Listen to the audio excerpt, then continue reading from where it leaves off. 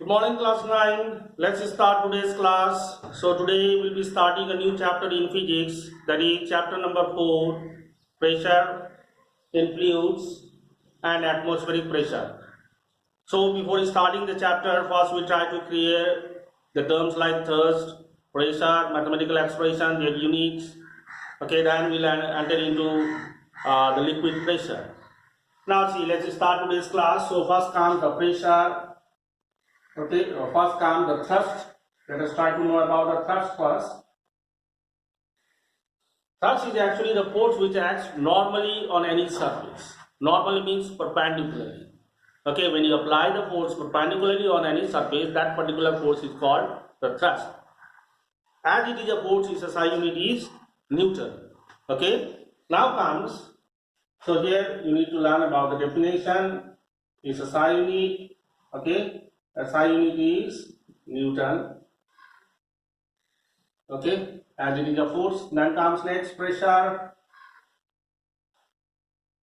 Pressure. Okay, pressure means the thrust per unit area. The thrust acting on unit area, okay, gives the value of pressure. So pressure is defined as the thrust per unit area, and it is mathematically given by. It is mathematically given by P is equal to F upon A. Okay, where P is the pressure, F is the thrust, and then again A is the area of contact. Okay, area of contact, or it is the surface area on which the pressure is applied, on which the thrust is acting normally. Okay, force is acting normally.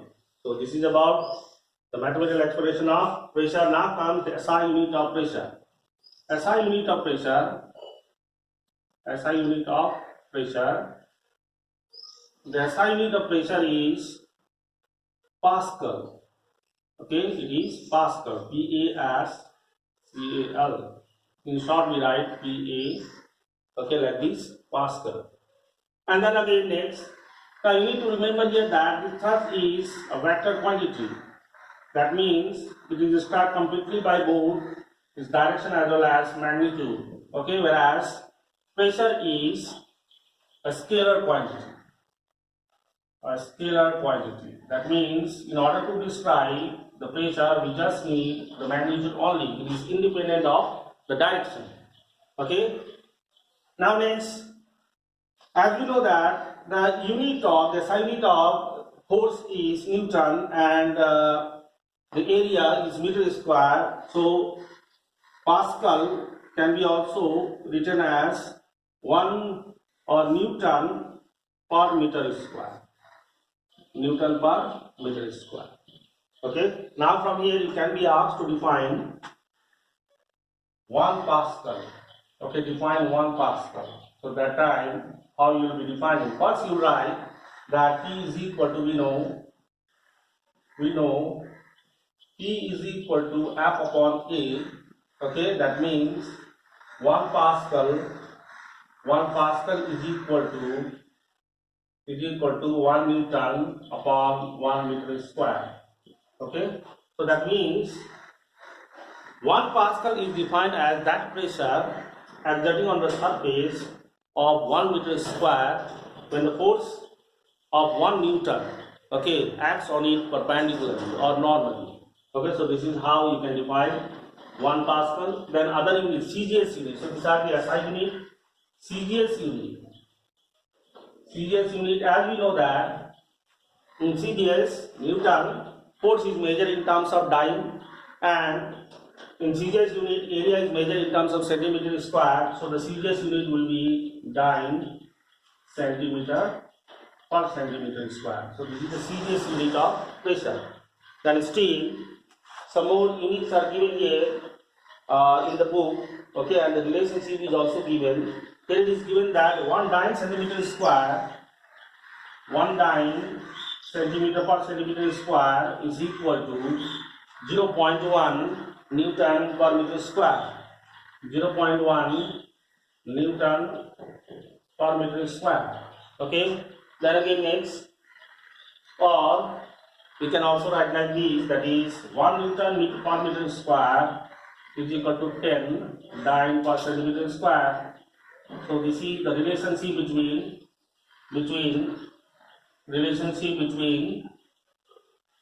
the SI unit and CGS unit of the pressure. Then after that the other units are bar is also there. Okay, bar is also the unit of pressure. In terms of bar also it is measured, and 1 bar is equal to, is given here, that 1 bar is equal to 10 power 5 Newton per meter square. 10 power 5 Newton per meter square. Okay. Then again next, atmosphere is also, I think, the unit. 1 millibar, no need to write. Okay. Now next comes other units are core is also there.